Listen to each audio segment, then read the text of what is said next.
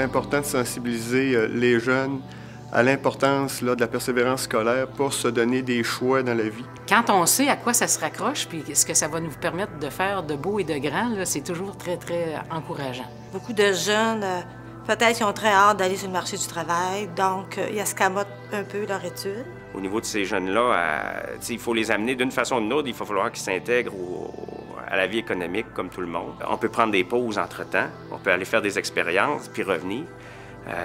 Mais à un moment donné, il faut garder en arrière-plan qu'il faut, un jour, il va falloir contribuer. Mais la chose la plus importante, ce que je leur dis, c'est qu'il ne faut pas se décourager. Même si vous avez des difficultés, que vous soyez à n'importe quel niveau d'apprentissage, il faut vraiment que vous persévérez. Je souhaite des jeunes bien formés et qui vont avoir accès tout à l'heure aux emplois de plus haut niveau, aux emplois intéressants, parce que l'instruction nous permet d'avoir accès à des emplois supérieurs. Dans un monde idéal, pour moi, ce serait que chaque jeune ou adulte obtienne un premier diplôme et qu'il puisse avoir accès à une formation tout au long de sa vie. C'est impossible de pouvoir avancer dans notre société si on n'a pas des formations de base. Qu'est-ce qu'on constate?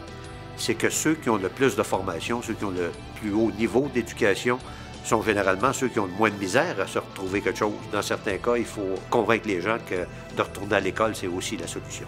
Pas obligé d'aller étudier à l'université, faire des maîtrises et des doctorats. Ça peut être une formation professionnelle, une attestation, une technique, mais simplement de se trouver une passion puis d'y aller jusqu'au bout. Ça te semble long, cette période-là, mais c'est très court.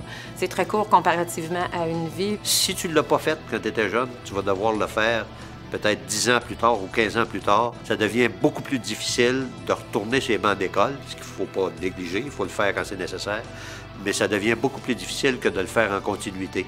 Alors, si on avait un conseil à donner, et là, je le dis vraiment par expérience, et je le dis avec les tripes, là, quand vous êtes jeune, continuez d'aller à l'école, parce que ça, c'est la meilleure façon de s'assurer d'avoir la bonne formation pour passer à travers la vie.